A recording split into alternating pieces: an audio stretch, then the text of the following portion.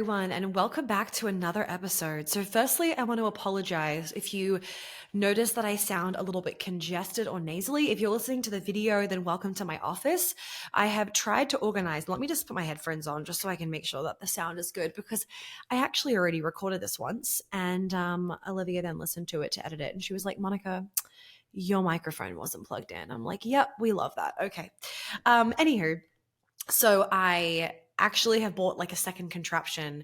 I now have three basically contraptions for my podcast setup, microphone, etc. But this one is better, so it allows me to move around the house a little bit more because I just like to change up my scenery. And I've noticed that that sometimes when I have a podcast to go record, I just don't want to go and sit in my podcast studio and do it because it's just like fucking bland. It's a studio. It's like the chairs, the table, the background, soundproofing. And sometimes I'm just like, I don't want to go sit in there. And then I have my office, which has like this ridiculous gallery wall in front of me, which you guys can't see because it's behind my computer. I've got a massive vision board. My doggies are comfy. Like, look at Butter right now. He totally loves his chair. It's a better vibe. Well, not a better vibe, but like sometimes it's the vibe that I need, if that makes sense. Also, I'm in my office all day, every day when I'm doing my clients. And so if I want to quickly do an episode, it's actually so much easier for me to stay in my setup here than have to go and move to a new setup, set up the podcast studio. And even though things are like plugged in and pretty set up, it's still just like I have to move all of my drinks. I have to move the dogs. I have to move my laptop. I have to set up the lighting and like all those sorts of things. So it's nice to just not have to move if I don't want to move. So anyway, and luckily I got a really good microphone, so it just catches the sound no matter kind of where I am, although I needed to have it plugged in. So with that, today we are diving into the topic of the connection between your throat and sex. I did a Instagram post on this that did very, very well. You guys ate it up. It's something that is talked about so heavily in Queen Alchemy, at my immersion. No matter kind of what client I'm working with, this always really comes up around being able to open up their throat more and increase their self-expression and how that then influences their sex life. So let me shut my office door and then let's jump in. So, painful sex, which I know many of you struggle with, or not being able to get aroused, it can be the result of many things, right? And one of those things that it can be the result of is a lack of feeling turned on and excited by your life outside the bedroom. Right. So you guys know that you've probably heard me say before, does your life turn you on? Because it is so important that your life outside the bedroom actually turns you on. Because otherwise what you're doing is you're trying to get yourself from this 20% to 100% when you're having sex, which is pretty fucking hard. Versus if your life turns you on and you're walking around operating at like 80%, it's so much easier to get yourself from 80% to 100% than 20% to 100%. 100% being orgasm, right? Being that really orgasmic kind of climactic feeling. So when you are living a life that excites you and that makes you feel pleasure in your body frequently, and like, guys, being human also means there's plenty of moments in life that just don't excite us. Butter is very interested by this. But if for the majority of your days, you're not excited by your life, maybe that's something that you can change this year. We're still at the beginning of the year. We have that January momentum. If January is sucking balls for you so far, the good thing is that the lunar cycle starts. The new year lunar cycle starts at the beginning of Feb, as does Chinese New Year. So that's kind of like your second chance. So if you need a second chance, then there's your second chance. But it's really important that your life outside the bedroom does turn you on. And then the other thing that can cause or influence painful sex, not being able to get aroused, that kind of thing, is having a blocked throat chakra. So to all of the people pleasers, to those of you that are afraid of rejection, if you get a frog in your throat when you try and speak, if you'd rather be hit by a car, very graphic, than be in a confrontational situation, I'm really looking at you as I talk today throughout the podcast. So if you are wanting better sex to receive more money and more of your manifestations, and to, of course, feel safe in speaking up and being seen and drawing boundaries and feeling safe in being able to surrender, because the safety in being able to surrender comes from boundaries. If you haven't listened to the episode on being empoweredly submissive, I would listen to that. You need to heal the micro and or the macro incidences that made your body feel like opening up your throat, speaking your truth, saying whatever it was is unsafe. And then, so you have to heal that unsafety, and then you have to integrate safety with speaking up, drawing boundaries, being seen, and expressing yourself. So it's not just the healing of what made you feel unsafe, it's also the integration part of the safety. I just realized, did I finish my sentence about being sick? I don't think I did. About like, I'm sorry if I sound congested, or maybe this is actually my brain recovering from sickness. What point is if I'm sounding congested today, I'm hopefully not going to sound too congested. Or if I need to have like a little cough and just pause for a second. I was really sick last week with like a 3-day fever and fuck knows what else. It was a big energetic clearing that I asked for. I literally asked my manifestations multiple times that I was letting go of my 2023 self, and that I was really stepping in to this version of myself that I am cultivating this year as I become a wife, as I prepare to become a mother, all those good things. I become an author this year. And she got the fucking clearing because on January 1st, I woke up with a fever and a whole bunch of other things. That was really fun. So anyway, we're still slowly recovering, but we are nearly there.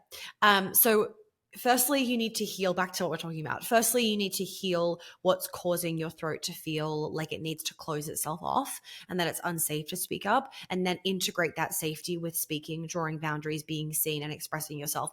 And that's where the embodiment piece then comes in, right? So let's kind of go through a little bit of the link between your throat and your cervix. So for a lot of us, we spend our whole childhood often being told, no, be quiet, don't do that. We basically feel like we get shoved into some kind of box, or that it's not accepted for us to express ourselves, right? Stop crying, don't do that, don't be angry, those sorts of things. And of course, we have little to no idea as a child. We don't have any choice over the matter. We're just responding to what's around us, right? We are in that survival. We have no idea how this is actually affecting our body's ability to open, to relax, to surrender, especially as women. And of course, this still relates with men. I don't want to diminish that whatsoever, because through all of the clients that I have worked with that are male, every single one of them has also had blocked throat chakras. They've also had fears around speaking up. And it might not be a fear around saying no per se, but it could be a fear around getting angry and getting expressed and actually expressing emotion. So just remember that like men and women are different. We often have very similar threads of the wounds that we experience because we're all human, but the way that we can experience them is often different because of just our different upbringing with being a girl or with being a boy, right? And no one is more like, no one has more or less trauma, or the trauma is more or less valid. It's all valid. So the tightness that's held in our throat radiates through our whole body, causing our cervix and our vaginal muscles, which is where we hold an enormous amount of emotion and memory and history and trauma and tension. So we hold all of this tension and emotional stuff, let's just say, and it causes our cervix and our vaginal muscles to be tight, and not in a good way, and sensitive and closed. And just like when you have a tight muscle, and someone then like jabs their elbow in it, it's really painful. So when you have a really tight vaginal canal and very tight muscles in your vagina, right? So the vaginal canal going up towards your cervix or down out to the world, depending which way you're looking at it, there are all these muscles going down the walls of your vagina. And they can be really, really tight in a lot of women. And this tightness and this tension, this gripping causes painful sex, right? It causes our whole body to feel tight. And so this is why in Queen Alchemy, we do work around cervical de-armoring and really opening up your body and relaxing, because it's all well and good to just do like feminine practices that you found off Google. That's great. But if your body is still inherently tight and all of your muscles are holding on to dear life, it doesn't matter how much dancing you're doing. If there is still in this inherent feeling of unsafety in speaking up, in being expressed, in saying no, that's being held in your body. So when you as a woman heal all of the shit that causes you to feel unsafe to speak your truth, use your voice, you'll find it easier to open up, to relax your body, to soften your cervix in sex, to be able to receive your manifestations, to be able to surrender, to be able to really embody those feminine qualities with inherent safety. You're not faking it then. It actually becomes a real inherent feeling. And what's interesting, and you can try this at home, is that you will experience better sex and orgasms if you use your voice as a way to help move the energy through your body. And to kind of explain the science of this, and to make this kind of not woo-woo, because that's really not woo-woo, our mouth and our womb develop from the same membrane in utero. There are two indentations that come up on the embryo around day 15 of embryonic development. One of the indentations becomes the mouth, and the other forms the opening for the digestive tract, the digestive system, and the reproductive tract. And even though the spine grows, right, so the mouth and the digestive system and the reproductive tract go further and further away from each other, they are still very much connected. The vagus nerve also runs from the back of your neck, which is the top of your spine, down your tailbone, right, all the way down your tailbone, which is near your cervix, meaning that in situations where you aren't speaking up, the stress is literally being sent down your nervous system and your cervix and muscles, to your cervix and to the muscles in your vagina, and a contraction occurs because of the stress and the tension and the constriction.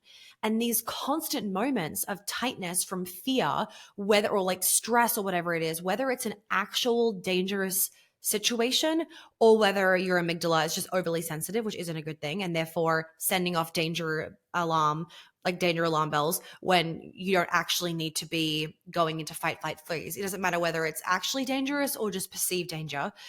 It then only causes there to be more and more discomfort during sex. So let me just recap what I just said. So I'm just going to keep this really, really basic. Your mouth, throat, speaking up, etc., throat chakra, is connected to your cervix, vaginal muscles, reproductive area, etc., digestive system, whatnot. Your vagus nerve also runs from the back of your neck, right, top of your spine, down your tailbone, which ends near your cervix. So in situations where your body doesn't feel safe for whatever reason, whether it's perceived danger or actual danger, these signals get felt by your cervix and your vaginal muscles, and you feel that tightness. If you start to become really tuned in with your body, you will notice that in those stressful situations, let's just say when you're sitting in the car and somebody comes to a sudden brake, everything tightens, including your vaginal muscles. And so just like you need to go and get a massage when your muscles are really tight in your shoulders, the same thing is required for these internal muscles, but we don't often go and get it done because we don't realize the importance of them and the flow-on effect that this tightness actually has in our life. On the contrary, when your nervous system gets wired to feel safe speaking up, to feel safe using your voice and opening your throat, your body's able to be open, to relax, to surrender, to receive, to be in that state of submissiveness or surrender with safety. So the result isn't just better sex by being able to open up your throat and clear all those blocks. It's also the result of being able to hold more money, attract in what you're deeply desiring to manifest, feel safe in being seen, feel confident in your truth, and being able to have better communication, especially in situations that you use to find very confrontational. So, there is a few things that you guys can start doing to help your throat open up and to start to just get more energy moving through your throat chakra rather than it continuing to stay blocked. And of course, the thing that is going to give you the biggest results is doing Queen Alchemy or doing the immersion. And let me quickly explain to you why before I give you these different things that you can start doing at home. The reason why is because it doesn't matter how much humming you do or deep breathing you do, like those things are still fantastic. But if the foundational, like bottom of the iceberg has not been obliterated and eliminated, it's still there. So if you grew up, for example, with a parent that made you feel like it was wrong to cry, and you have not dealt with the grief and the abandonment that came up for you in those moments and the pure like rejection and literal fear of your safety as a child of I am not inherently loved and safe as I am. If I do not start to stop crying, then my mom is going to leave me and I'm going to be all alone and I'm going to die. If you have not dealt with that inherent sense of unsafety and the trauma that has imprinted onto your nervous system, then the deep breathing is going to be great, but it's only going to get you so far. And I say it's only going to get you so far because our body remembers everything. Our body remembers everything. And so if you have not dealt with the grief and the abandonment, like what I was just saying, that is very much sitting there, you are going to maybe get to like 80% of your healing, but there's going to be that 20% left. And so I just say, why not rip the Band-Aid off and do it well from the beginning? Because you're going to end up saving yourself a lot of time. And I say this from experience because I've had a lot of people that will come to me and they have done a lot of other courses, or they've done a lot of other healing work and whatnot. They've gone to Reiki for years and energy healers for years. And those things are absolutely not bad. What you have to understand is that when you go to somebody else, like an energy healer, let's say, for example, and they are doing energy healing on you, it's not that it doesn't work. It very much does work. But what you have to remember is that if you have not used your mind and your body to feel that grief, to actually be like, wow, it's there, and then to let it go and to actually finish the trauma cycle yourself, you haven't finished the trauma cycle. They can't finish it for you. They can't magically just take it out of your body and then you'd be like, oh, I'm not affected by it anymore. Only you can do that. And that's why with my healing technique, it's very much about I'm guiding you because you are your greatest healer. I'm guiding you to be able to take your own body and your own self through these different modalities so that you can feel yourself letting go of the trauma, but so that you can also cognitively and somatically choose to let go of that situation and no longer have it burdening you. But if you're just lying there on a table and someone's like, I cleared your throat chakra, you haven't necessarily felt that. I know for some people, me included, you can totally feel the energy moving, which is amazing. But trust me when I say it is more powerful when you yourself are the one guiding yourself through and actually being able to cognitively and somatically choose it, feel it, and move it. So that's where kind of the difference is, right? And so I find it really, really helpful for people, especially when it comes to trauma healing, to be able to actually experience finishing the trauma cycle themselves, because that is what's so essential with trauma healing, is actually being able to finish the trauma cycle, okay? Not just clear the energy. So Queen Alchemy or the immersion, or both of them, obviously one-on-one as well, they are going to be your best things for healing any kind of trauma that is being stored in your throat chakra, any issues with boundaries, rejection, people pleasing, not feeling safe to speak up, fear of confrontational situations, those kinds of things. All right. Okay. So my things to do that I want to give you guys. So first thing is making noises. So humming, singing, taking big sighs on the out breath is allowing that vibration to be healing to your throat and for you to start to get the energy moving and actually the energy, in your throat opening through getting that energy moving.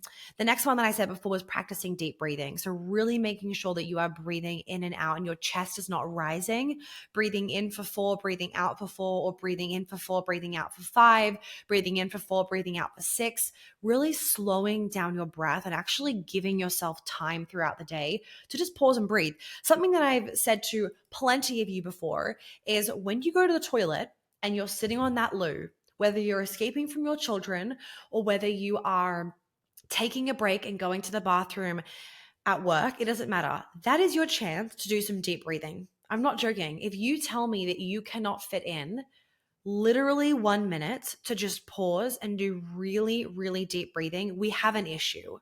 And we have an issue because what this is telling me is not only is your nervous system so violently dysregulated, it's also telling me that you have no ability to prioritize regulating your nervous system throughout the day. So of course you're staying in this stressed out fight, flight, freeze cycle because there's not one moment throughout the day where you are consciously actually pulling your nervous system back down and grounding your body. There are so many moments throughout the day that you can just pause and breathe. Let me just give you a few of mine.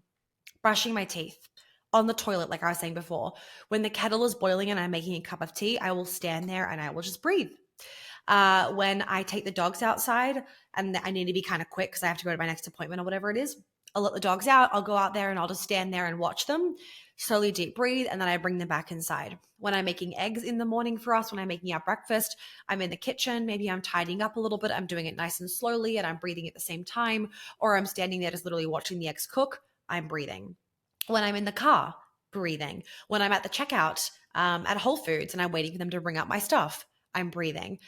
Like that already, there are so many little situations where instead of pulling out your phone and scrolling fucking Instagram, you literally can stand there and breathe. One of the big things that I'm also trying to help you guys with in regards to regulating your nervous system is, and many of you would know this if you listen to all my podcast episodes, is I am sending out more comprehensive emails so that you are not feeling like the only way to get the nuggets is through Instagram. Because I want to support you guys in getting off Instagram this year. So if that is something that you're wanting to do, as in spend less time on your phone, then please make sure you're on my email list and you are reading the emails because, of course, there's going to be some emails in there of like, Queen Alchemy's closing in 2 days, but like you can ignore them if you don't care about Queen Alchemy. There's plenty of other emails where I'm giving you double the amount that I'd be able to give you in a caption, and you're not then getting like stuck on your phone where you're accidentally scrolling for 15 minutes and you didn't realize that. The other thing that you can also do that I've done for a few of the creators that I follow that I really enjoy their content of is I've put notifications on. So I get notified when they post something, whether it's to their story or whether it's to like their feed. You just go on their profile page, top right corner, there's like a little like a little bell, and you click that. And I found that really helpful because what it's helped me to feel is I don't need to go check Instagram because I'm going to get notified if they've posted something, and then I will go on. So I've put that on for a heap of people. And so what that's done is that's actually really helped me to just not be checking my Instagram app nearly as much. And I won't miss out on anything because I'm going to get notified when they've posted something, and then I can go check it. So that could also be another option for some of you, is to put my notifications on. So you'll get notified when I post something. And that way you're kind of reminded every day to go check my account rather than going on Instagram every 5 minutes, and you're probably not even aware of how much you go on. And in doing that and going on Instagram, it's that immediate dopamine, it's that stress to your nervous system, and as a result of like the comparisonitis and everything, that can cause you to also feel more constricted in your body, causing your throat to tighten, causing your body to get into this tight constrictive trauma response, essentially, because you feel like you're not doing enough in your life. You feel like you're comparing yourself. You feel like you are behind or whatever it is. And that can then lead to the painful sex. Do not underestimate how every single thing is connected, right? The amount that you look on your phone is connected to your sleep. The amount of water that you are drinking is connected to your digestive system. The stress that you feel in your business because you don't know what the fuck to post, throughout the week, can be causing the fights in your relationship. Do not underestimate that, because I've been doing this for a long enough amount of time to be able to realize that, wow, it surprises me the connections that people's subconscious are making. And even it surprises them of how something so random is related to something kind of so obvious, but it doesn't seem obvious in the beginning, if that makes sense. Okay, the next little point that I wanted to give you guys is to practice self-regulation. So kind of going on the note of nervous system work and regulation as well, I've been seeing a lot of stuff online, which is positive and negative, about like the benefit of co-regulating. And there is a lot of benefits to it, more so in the fact of like use your partner to regulate your nervous system. My answer to that is no, don't do that. Do not use your partner to regulate your nervous system. And let me explain to you why. So it's fantastic and it's beautiful that you get to use your partner to regulate when you need to. But if you are using your partner to regulate your nervous system because you don't know how to self-regulate your nervous system, what you're actually doing is creating unhealthy codependence, number one, and you are taking the power away from yourself and away from your body and putting it into them. Of only they can regulate your nervous system. Well, what happens on the days they can't regulate your nervous system? Now you're all of a sudden dysregulated, right? It feels a lot more powerful when you are able to regulate yourself. So do not become reliant on your partner regulating your nervous system. Use your dogs to regulate your nervous system if you want, because they're always there. But do not rely on your partner becoming that source of regulation. They are that cherry on top, right? That cherry on top of that already gluten-free, dairy-free cupcake, where it is such a blessing to be in a healthy relationship where you do have that privilege of having them there to help regulate you in those really stressful moments, right? Like the other day, I was having a coughing fit when I was sick, and I'm like smacking so hard on the kitchen bench to get my fiance's attention because he was in his office. And I knew he couldn't hear me, like coughing, and he comes running out and I'm like crying. Cause you know those coughing fits where you like can't breathe, like obviously you can breathe, but you feel like you can't breathe and you're congested, so you can't breathe through your nose. Then you start crying, which just adds to the not being able to breathe through your nose. Anyway, I was having one of those, and that was a moment where him running over to me and like rubbing my back allowed my body to calm down. It was like more of that primitive need, right? So it allowed my body to calm down very quickly, regulate itself, calm down, and then I could start breathing again and finish my coughing fit. And, you know, we all know how that ends. Disgusting. But anyway, so in those moments, I'm not saying don't use your partner to help calm you down, because that's part of the point of having a partner, right? What I'm saying is when you've had a stressful day, stop leaning on them all the time, because that is what creates unhealthy codependence. It's also what just kind of takes out some of the sexiness of a relationship, right? You, of course, want to have those healthy moments where you can use them when you've had a really stressful day. And I'm not denying that for any of you. And I do that. Of course, I do that. But what I'm saying is if you are overly reliant on them regulating you, stop doing it. You need to learn to self-regulate, because in self-regulation, it helps build self-trust.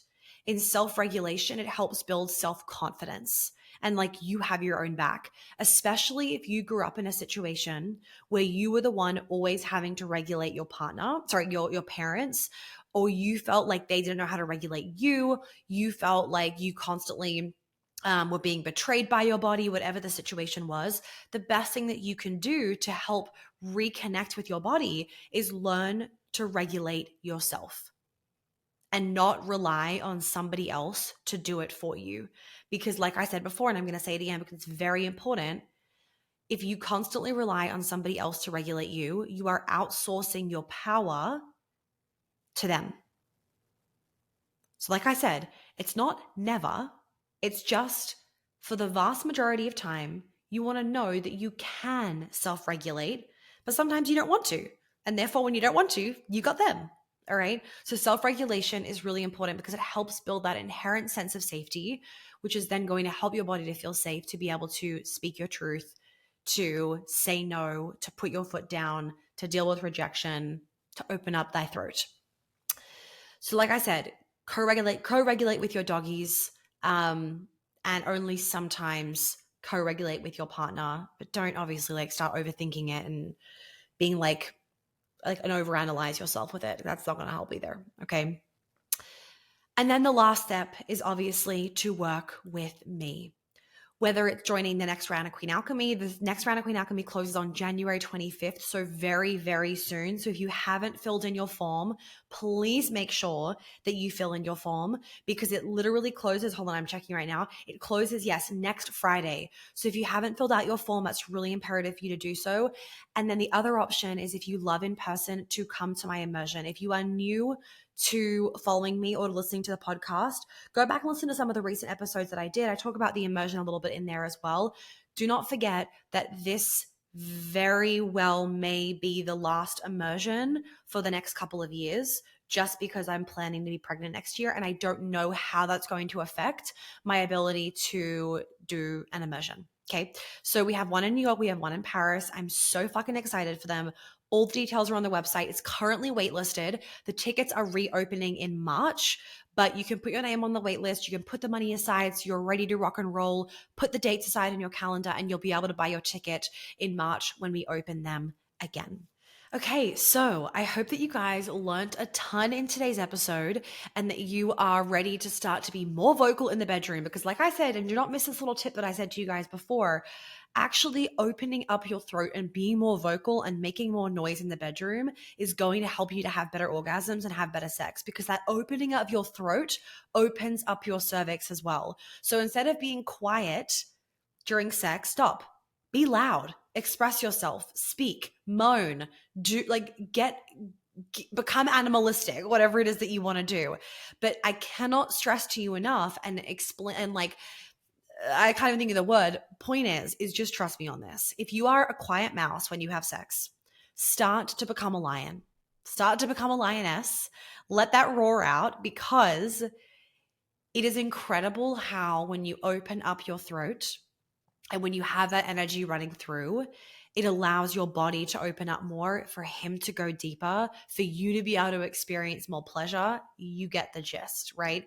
The other thing also, for those of you that want to try or just want to play with this, if you do feel comfortable being able to speak your truth and you do feel really inherently safe, this is important. It's important for you to be able to say no and inherently feel safe and draw boundaries and put your foot down before you start doing this. Play with pressure on your throat, whether it's choking, whether it's just a hand there, whether it's, we get the gist. Play with that, because again, it's more energy flowing to that area, which can really, really magnify the pleasure that you feel during sex. Now, of course, for you, if you want to be able to play with more of the kinks that you let's say crave and desire in the bedroom, it is so important for you to be able to feel so strong in your boundaries and being able to draw your boundaries, embody your boundaries, speak your boundaries, say no, express yourself, etc., because that brings the safety that is needed in sex. It doesn't matter if your partner accepts you. Do you accept yourself to be able to say no?